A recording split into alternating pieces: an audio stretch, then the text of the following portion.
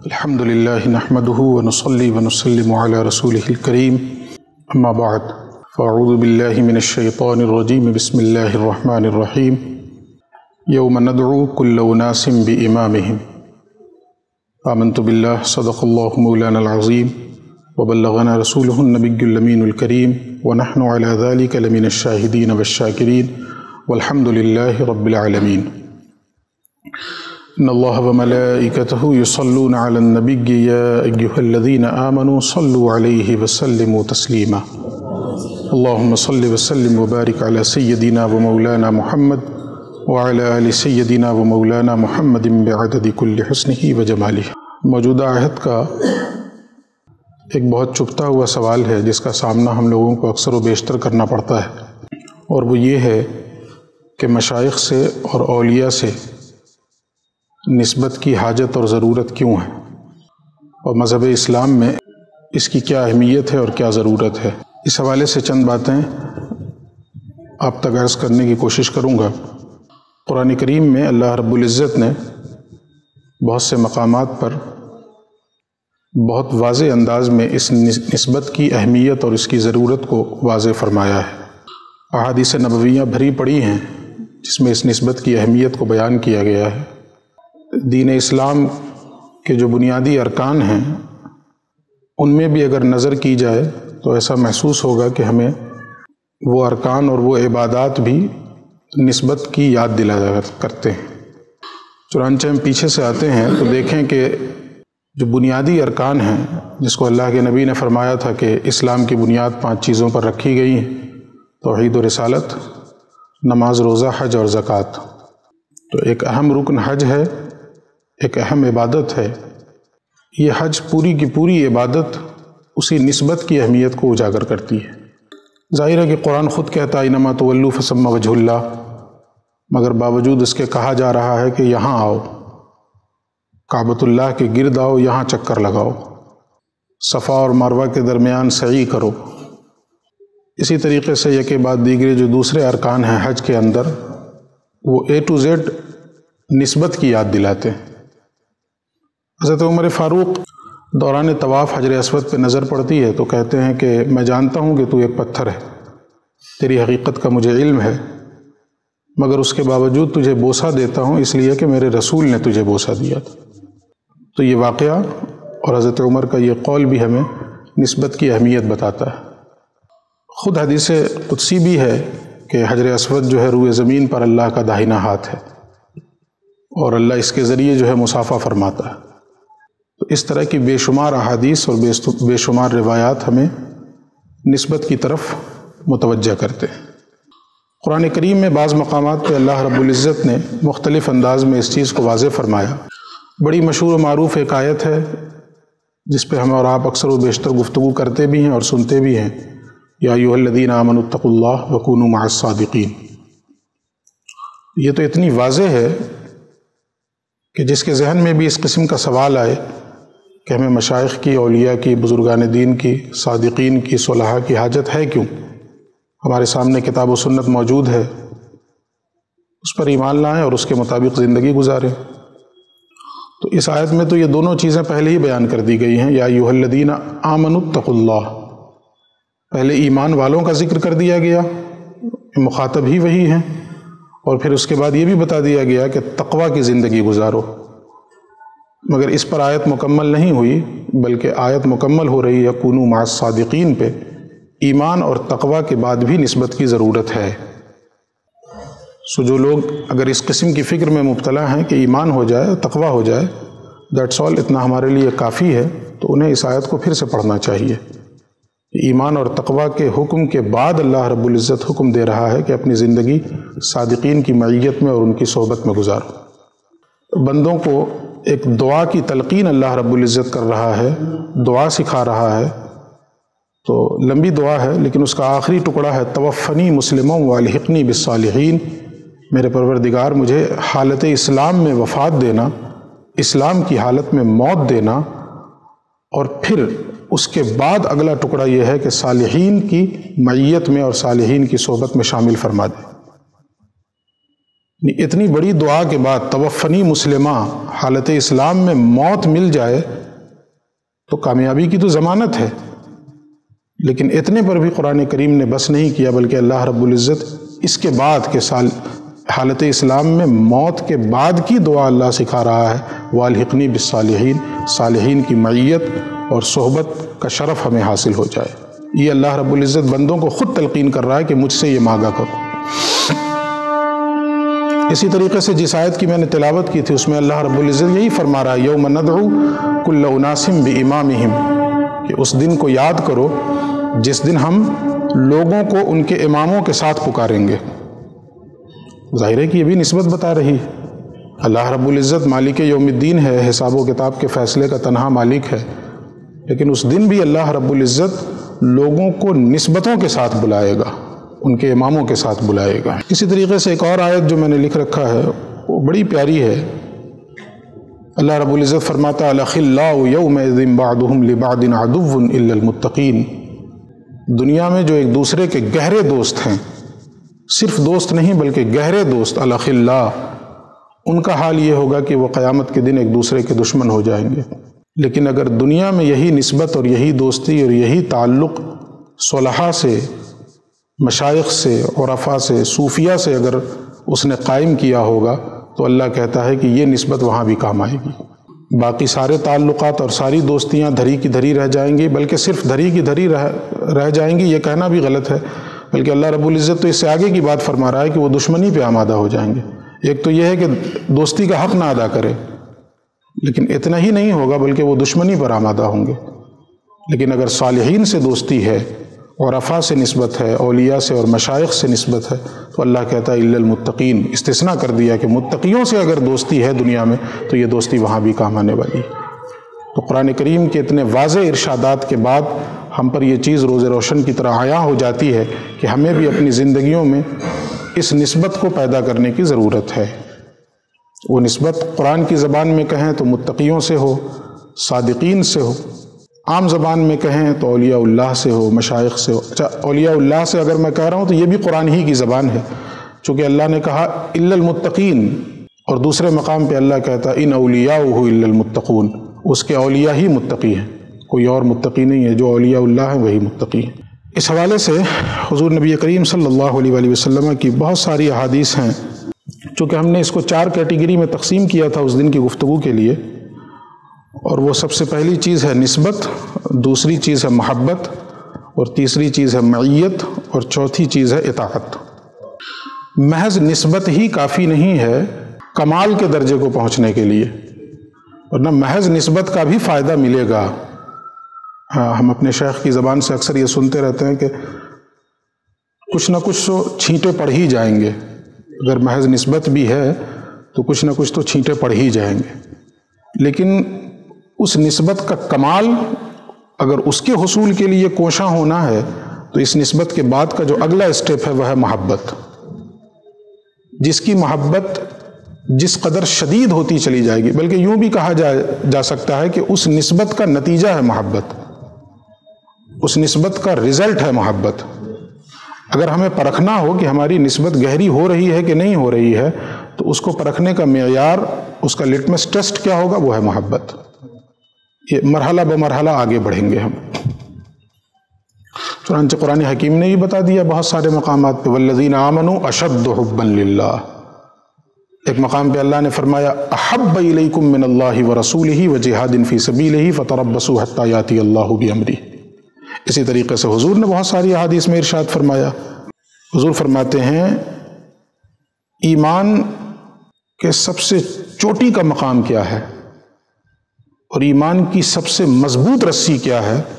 تو حضور فرماتے ہیں اللہ کے لیے محبت، یہ ایمان کی سب سے مضبوط رسی ہے اور یہ ایمان کا ذروہ سنام ہے، یہ ایمان کا چوٹی کا مقام ہے۔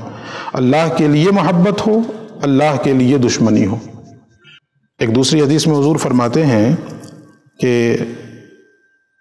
قیامت کا دن ہوگا اور اس دن ندا دی جائے گی کہ میرے وہ بندے کہاں ہیں جو میرے لیے ایک دوسرے سے محبت کیا کرتے تھے، میری خاطر ایک دوسرے سے شدید محبت کیا کرتے تھے۔ اور ندا دینے کا مقصد کیا ہوگا تو حدیث میں اس کو واضح کیا گیا کہ اللہ رب العزت ان کے لیے ایسے نور کے ممبر نصب فرمائے گا جن پر اللہ رب العزت انہیں موقع عنایت فرمائے گا کہ ان ممبروں پر اپنی نشست گاہ بنائیں، جس کے بارے میں حدیث کے الفاظ ایسے ہیں کہ بسا اوقات ایسا لگتا ہے کہ بولا جائے بھی کہ نہ بولا جائے۔ اللہ کے نبی فرما رہے ہیں کہ یہ وہ مقام ہوگا کہ جس مقام پر انبیاء اور شہداء رشک کریں گے، اور یہ وہ مقام کنہیں حاصل ہوگا، یہ نور کے منابر کنہیں حاصل ہوں گے؟ جو لوگ دنیا میں اللہ کے لیے محبت کیا کرتے تھے۔ تو یہ حدیثیں میں نے اس لیے سنائی ہیں کہ نسبت کا نتیجہ جو ہے وہ محبت ہے۔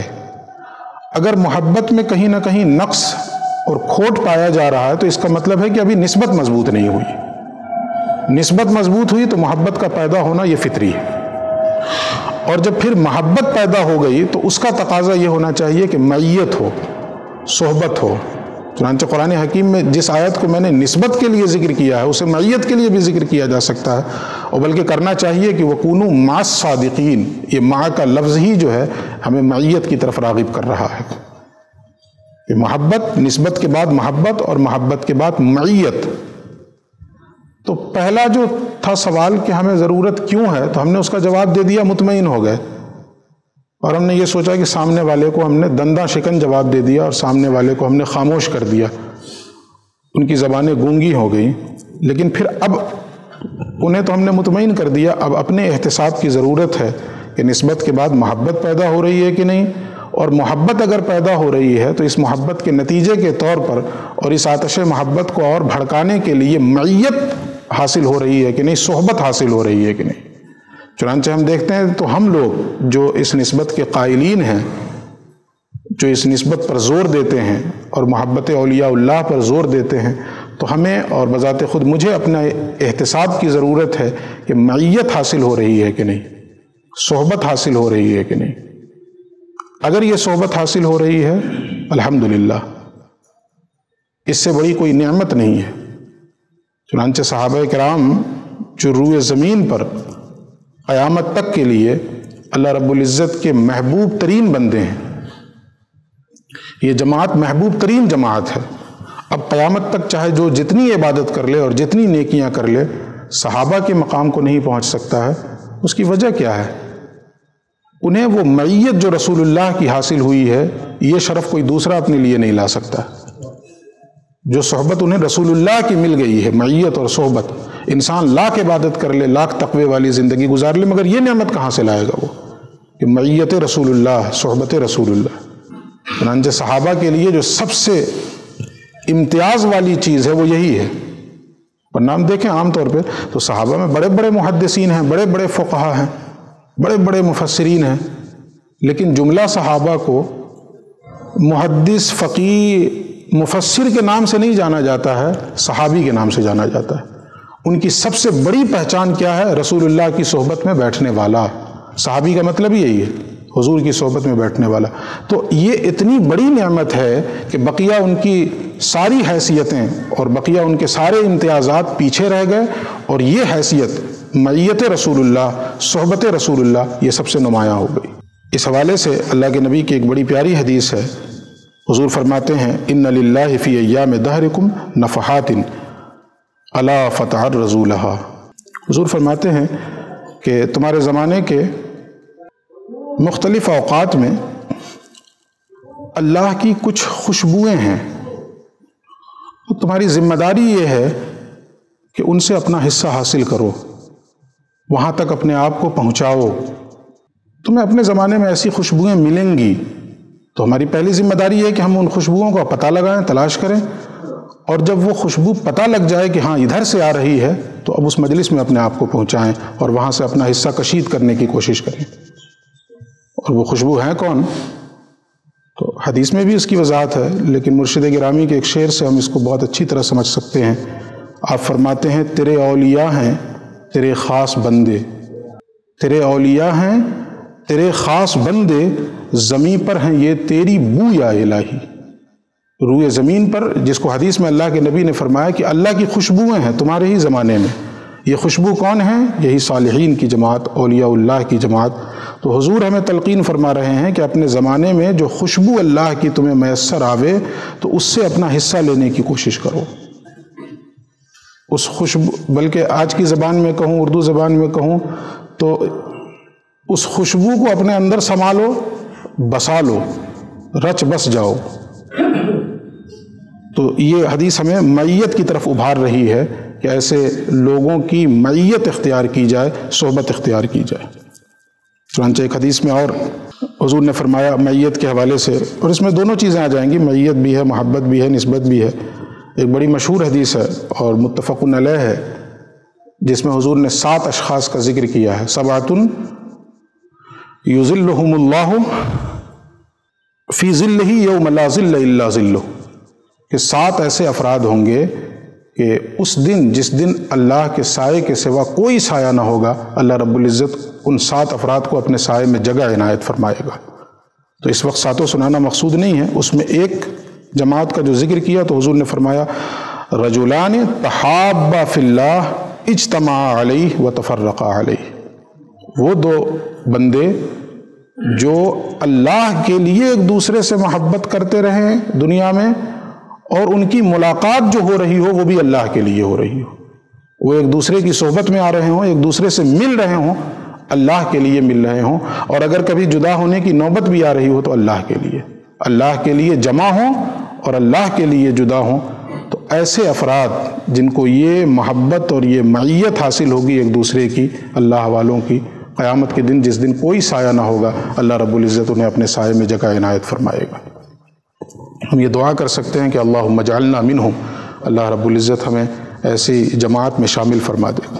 اسی طریقے سے ایک اور بڑی خوبصورت روایت ہے، حضرت ابو رزین راوی ہیں، حضور فرماتے ہیں یا ابا رزین اذا خلوت فاکثر ذکر اللہ وزر فی اللہ، اے ابو رزین جب تم تنہائی میں رہو تو کثرت سے اللہ کا ذکر کرو، کثرت سے اللہ کی یاد کرو۔ ہم اور آپ خانقاہوں میں اور صوفیہ کے یہاں 2 لفظ اکثر و بیشتر سنتے ہیں، خلوت اور جلوت، تو ان میں اس حدیث میں یہ دونوں چیزیں آ جا رہی ہیں، خلوت بھی اور جلوت بھی۔ تو حضور فرماتے ہیں کہ جب تم خلوت میں رہو، تنہائی میں رہو، تو کثرت سے اللہ کا ذکر کرو، کثرت سے اللہ کی یاد کرو۔ یہ تو خلوت کا معاملہ ہو گیا، اور پھر جلوت کے لیے حضور فرماتے ہیں وَزُرْ فِي اللَّهِ، اللہ کی محبت میں ایک دوسرے کی زیارت کرو، ایک دوسرے سے ملاقات کرو، اللہ کی محبت میں، خلوت میں اللہ کا ذکر اور جلوت میں اللہ والوں سے ملاقات، اللہ کی محبت میں اللہ کے لیے۔ اور آگے سنیں، حضور فرماتے ہیں فَإِنَّهُ مَنْ زَارَ فِي اللَّهِ شَيَّعَهُ 70,000 مَلَكٍ، اس لیے کہ جو شخص اللہ کے لیے کسی کی زیارت کو نکلتا ہے، کسی صالح بندے اور کسی اللہ کے محبوب بندے کی زیارت کے لیے اللہ کے لیے نکلا، تو حضور فرماتے ہیں کہ 70,000 فرشتے جو ہے انہیں ڈھانپ لیتے ہیں، 70,000 فرشتے ایسے شخص کو جو اللہ کے لیے کسی کی زیارت کے لیے نکلا ہے۔ اور وہ کیا کہتے ہیں وہ فرشتے؟ اللہم وصلنا فیک فصل ہو، وہ فرشتے یہ دعا کرتے ہیں کہ اے پروردگار، یہ جس کی ملاقات کے لیے نکلا ہے وہ تیری خاطر نکلا ہے، تو پروردگار تو خود اس سے مل جا۔ وہ تیرے لیے کسی سے ملنے جا رہا ہے تو پروردگار اسے اپنا آپ عطا کر دے۔ یہ فرشتے کی دعا ہے، تو ظاہر ہے کہ ہماری دعا تو رد ہو سکتی ہے، لیکن فرشتوں کی دعائیں کہاں رد ہوتی ہیں۔ اسی طریقے سے ایک اور پیاری حدیث ہے، یہ مسلم شریف کی روایت ہے، اللہ کے نبی فرماتے ہیں ان رجلا زار اخا له فی قریۃ اخری، کہ ایک شخص کسی دوسرے گاؤں میں اپنے کسی بھائی کی زیارت کے لیے نکلا، فارسل اللہ له علی مدرجته ملکا، تو اللہ رب العزت نے اس کے راستے میں ایک فرشتے کو متعین کر دیا، بھیج دیا، اس کے پیچھے لگا دیا۔ فلما اتى علیہ قال این ترید، تو جب وہ فرشتہ اس کے پاس آیا تو اس نے پوچھا کہاں جا رہے ہو، کہاں کا ارادہ ہے؟ قال ارید اخا له فی هذه القریہ، اس نے کہا اس گاؤں میں میرا ایک بھائی ہے، میں اس کی ملاقات کے لیے جا رہا ہوں۔ فرشتہ کہتا قال هل لك علیہ من نعمت تربها، کیا اس کا تمہارے اوپر کوئی احسان ہے کہ اس احسان کے بدلے میں تم اس سے ملنے جا رہے ہو؟ قال لا غیر انی احببته فی اللہ، کہا کوئی احسان نہیں سوائے اس کے کہ میں اللہ کی محبت میں اس سے ملنے جا رہا ہوں۔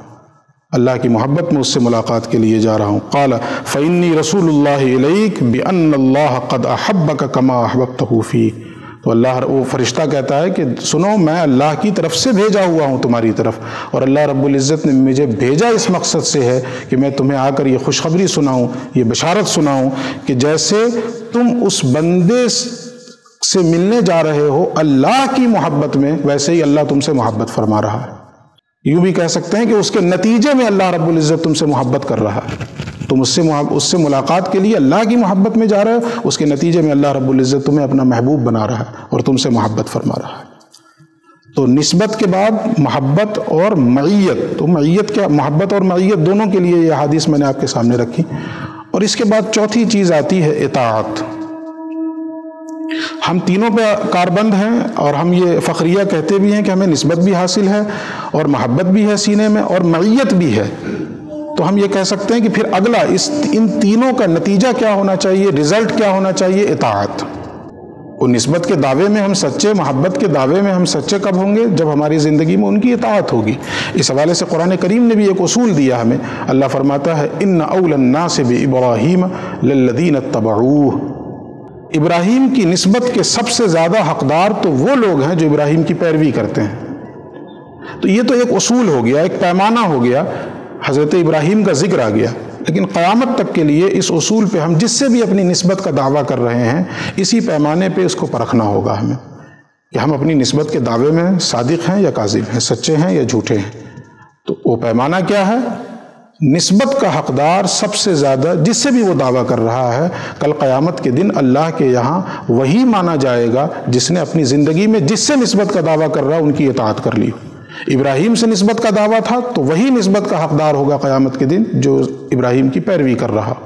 تو ہم اپنا یہ محاسبہ کریں کہ ہم اولیاء اللہ، مشائخ اور مرشد گرامی سے نسبت اور محبت کا دعویٰ تو کر رہے ہیں، تو ہماری زندگی میں ان کی اطاعت پیدا ہو رہی ہے کہ نہیں ہو رہی؟ اگر اطاعت پیدا ہوئی ہے تو نسبت میں ہم سچے ہیں، اور اگر اطاعت پیدا نہیں ہو رہی ہے تو کہیں نہ کہیں محاسبہ کر، ہم یہ تو نہیں کہہ سکتے کہ ہم جھوٹے ہیں، لیکن یہ کہ محاسبہ کرنے کی ضرورت ہے، ریوزٹ کرنے کی ضرورت ہے، ہمیں اپنے رویے پہ نظر ثانی کی ضرورت ہے۔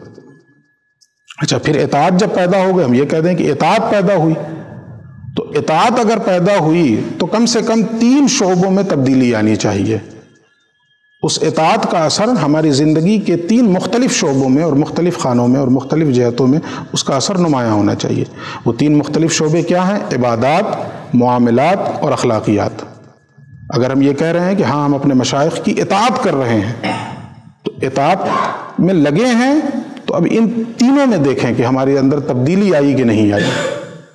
عبادات کے خانے میں کہ اپنے مشائخ سے نسبت، محبت، معیت، تعلق سے پہلے اگر ہم فرائض و واجبات کے پابند تھے تو اس نسبت و محبت اور معیت میں جو اطاعت پیدا ہوئی ہے، اب اس اطاعت کے نتیجے میں اس میں کچھ ترقی ہوئی کہ نہیں ہوئی؟ فرائض و واجبات سے کچھ اونچے اٹھے کہ نہیں اٹھے؟ اور اگر ہم فرائض و واجبات ہی کے تارک تھے تو کم از کم فرائض و واجبات پہ آئے کہ نہیں آئے؟ حرام کے مرتکب تھے، حرام کا ارتکاب کرنے والے تھے، تو اس سے بچنے کا جذبہ پیدا ہوا کہ نہیں ہوا؟ اس طرف ہماری جد و جہد ہوئی کہ نہیں ہوئی؟ تو عبادات میں پہلی تبدیلی جو ہے وہ عبادات میں، اور یہ پہلی اور دوسری ترتیب کے اعتبار سے نہیں کر رہا ہوں، بتانے کے اعتبار سے۔ اعتقادیاتی ظاہر ہے کہ بیس بنیاد ہے، عبادات کی بیس اعتقادیات۔ تو اعتقادات میں ہمارے اندر جو اگر کجروی پائی جا رہی تھی تو صحیح سمت کی طرف ہم چلے کہ نہیں چلے؟ وہ اعتقادات جو 1400 سالوں سے توارث چلا آ رہا ہے ہمارا، چونکہ ظاہر ہے کہ موجودہ دور میں اس پر جو اتنا ہنگامہ مچایا جا رہا ہے، تو بس اس کا آسان سا راستہ ہے کہ جس کو آپ ہمیں عقیدہ بنانے پر زور دے رہے ہیں اس کا توارث 14 صدیوں تک ہے کہ نہیں؟ اگر ہے تو بصر و چشم قبول ہے، اور نہیں ہے تو جیسے پھر وہ بدعقیدہ تھے 1400-1300 سال والے، ہم بھی بدعقیدہ۔ چونکہ اس میں تو ظاہر ہے کہ توارث ہمیں دکھانا پڑے گا، اور ہم ماشاءاللہ اس معاملے میں کم از کم یہ تو کہا جا سکتا ہے کہ توارث پہ تو سب سے زیادہ زور خانقاہوں ہی میں دیا جاتا ہے، ہر معاملے میں۔ یہاں تو ایک ظاہری کوئی رسم کی بھی ایجاد ہوتی ہے تو اس کے لیے بھی توارث کا مطالبہ ہوتا ہے، تو اعتقادات کے بعد میں تو بدرجہ اولا توارث کا مطالبہ ہوگا۔ یہاں تو اگر کوئی مراسم اور معمولات اگر شروع کیے جاتے ہیں تو اس میں لوگ مطالبہ کرتے ہیں کہ ہمیں توارث دکھائیے، ہمارے مشائخ کا اس پر توارث رہا ہے کہ نہیں رہا۔ تو اس کو ہم 4 خانوں میں کر دیں۔ اطاعت کے بعد ضمن میں اس کے سب سے پہلے اعتقادات، اور پھر اس کے بعد عبادات۔ عبادات میں میں نے بتا دیا کہ ترقی جو اس سے پہلے تھی اس میں کچھ نہ کچھ ترفع پیدا ہو، کچھ نہ کچھ عروج پیدا ہو، ترقی پیدا ہو۔ اور پھر اس کے بعد معاملات، اور یہ بہت باریک چیز ہے یہ معاملات۔ اس کا حال یہی ہے کہ بس یہ شعر پڑھنے کو جی چاہتا ہے کہ تیرے میں کدے میں آ کر یہ عجب تماشا دیکھا، گیا سب کا زہد و تقویٰ گئی سب کی پارسائی۔ یہ معاملات میں، لین دین میں بالخصوص، اس میں کہیں نہ کہیں ہم سے بہت زیادہ کوتاہیاں ہو جاتی ہیں۔ تو اگر ہم مشائخ کی اطاعت کے دعوے دار ہیں کہ ہاں ہماری زندگی میں ان کی اطاعت پیدا ہوئی ہے، تو اپنی زندگی کے اس نہج پہ ہمیں محاسبہ کرنے کی ضرورت ہے کہ ہمارے معاملات میں شفافیت پیدا ہوئی کہ نہیں ہوئی، جس کو قرآن حکیم میں آپ جا بجا دیکھیں کہ کس طریقے سے اللہ رب العزت نے اس پر زور دیا ہے۔ برابر تولو، معاملات میں شفافیت رکھو، وعدہ وفا کرو، اس پر کس قدر زور ہے قرآن کریم کے اندر۔ بلکہ حضور نے تو معاملات کے ہی ضمن میں اس طرح کے ارشادات فرمائے ہیں کہ وہ شخص مومن ہی نہیں ہے اگر اس چیز پہ اس کا عمل نہیں ہے۔ عبادات کے ضمن میں تو شاید بہت کم اس طرح کی احادیث آئی ہیں، لیکن معاملات کے ضمن میں تو رسول اللہ نے جو ہے کثرت سے یہ فرمایا ہے۔ اور ہم اور آپ اکثر و بیشتر ایک حدیث سنتے چلے آ رہے ہیں کہ الا لا ایمان لمن لا امانۃ لہ، اور ایک حدیث میں حضور نے فرمایا لا ایمان لمن لا عہد لہ، جس شخص کے اندر امانت نہیں ہے، یہ صفت نہیں پائی جا رہی، اس کا کوئی ایمان ہی نہیں ہے، اور جس کے اندر عہد و وفا کی پاسداری کا جذبہ نہیں ہے، اس کا کوئی ایمان ہی نہیں ہے۔ تو معاملات پر بہت زیادہ فوکس کرنے، انفسائز کرنے کی ضرورت ہے کہ مشائخ سے نسبت اور معیت اور محبت کے بعد ہمارے معاملات میں تبدیلی آئی کہ نہیں آئی۔ اور پھر اس کے بعد اخلاقیات۔ ظاہر ہے کہ صوفیہ کے ہاں اس طرح کی روایتیں منقول ہیں کہ الدین کلہم الخلق فمن زاد علیک بالخلق زاد علیک بالدین۔ یہ دین جو ہے وہ مکمل اخلاقیات ہی کا تو نام ہے، تو تم میں جو اخلاقی اعتبار سے جس قدر اعلیٰ اور عرفہ ہوگا وہ اسی قدر دیندار ہوگا۔ اخلاقی نقطۂ نظر سے جو جس قدر اونچا اٹھتا چلا جائے گا، دینی اعتبار سے وہ اسی قدر بلند ہوتا چلا جائے گا۔ اسی لیے صوفیہ کے یہاں اخلاقیات پر خاص توجہ دلائی گئی، معاملات اور اخلاقیات پہ، اور ہمارے یہاں خاص طور پہ جو ہماری خانقاہ، ہمارے مشائخ نے تو اس پر بہت زیادہ زور دیا۔ ہمارے مشائخ نے تو ہمارا وظیفہ ہی یہی بنا دیا ہے، معاملات اور اخلاقیات۔ مشائخ چشت کے ہاں تو وظیفہ ہی یہی ہے، لوگوں کے ساتھ تمہارے معاملات، تمہارے اخلاقیات، تمہارا ملنا جلنا، تمہارے روابط یہ کیسے ہیں۔ تو ہمارے لیے اخلاقیات یہ بہت اہم چیز ہے۔ اللہ کے نبی نے بے شمار احادیث میں اخلاقیات پہ ہمیں زور دلا کر بتا دیا ہے۔ حضور نے فرمایا کہ 3 مرتبہ فرمایا اور قسم کھا کے فرمایا واللہ لا یؤمن واللہ لا یؤمن واللہ لا یؤمن، اللہ کی قسم وہ شخص مومن نہیں، اللہ کی قسم وہ شخص مومن نہیں، اللہ کی قسم وہ شخص مومن نہیں۔ صحابہ لرز گئے کہ حضور فرما رہے ہیں اور قسم کھا کے فرما رہے ہیں اور تکرار کے ساتھ 3 مرتبہ فرما رہے ہیں۔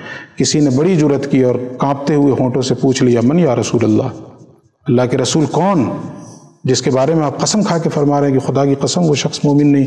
حضور فرماتے ہیں الذی لا یأمن جارہ بوائقہ، خدا کی قسم وہ شخص مومن نہیں ہے جس کی ایذا رسانی سے اس کا پڑوسی محفوظ نہیں۔ اور روز اول سے ہمیں شیخ کی طرف سے یہ حدیث سنائی گئی، دونوں حدیثیں، ایک تو بڑی مشہور ہے اور دوسری ابن حبان کی ایک روایت المسلم من سلم المسلمون من لسانہ ویدہ۔ میں روز اول سے ہمارے شیخ نے یہ حدیث سنائی کہ مسلمان تو وہی ہے جس کی زبان اور جس کے ہاتھ سے، بلکہ میں اسی روایت کو پڑھوں گا ابن حبان والی، المسلم من سلم الناس من لسانہ ویدہ، کہ مسلمان در حقیقت وہی ہے کہ جس کی زبان اور جس کے ہاتھ سے جب پہنچے تو سلامتی پہنچے، زبان اور ہاتھ سے ہر شخص تک امن پہنچے، سلامتی پہنچے۔ تو یہ کب پیدا ہوگی یہ خو اور یہ خصلت ہمارے اندر؟ جب اخلاقیات کے ہم پیکر بنیں گے، تو یہ چند چیزیں تھیں صوفیہ کی نسبت، محبت، معیت اور اطاعت کے حوالے سے، اس کو کتاب و سنت کی روشنی میں نے آپ کے سامنے رکھنے کی کوشش کی ہے۔ اللہ رب العزت سب سے پہلے دعا فرما دیں کہ اللہ مجھے اس کی توفیق بخشے۔ اللہ رب العزت مرشد گرامی کے صدقے ہم سب خوشہ چینوں کو اللہ رب العزت اس کا حامل بنائے۔ والسلام علی من اتبع الہدی۔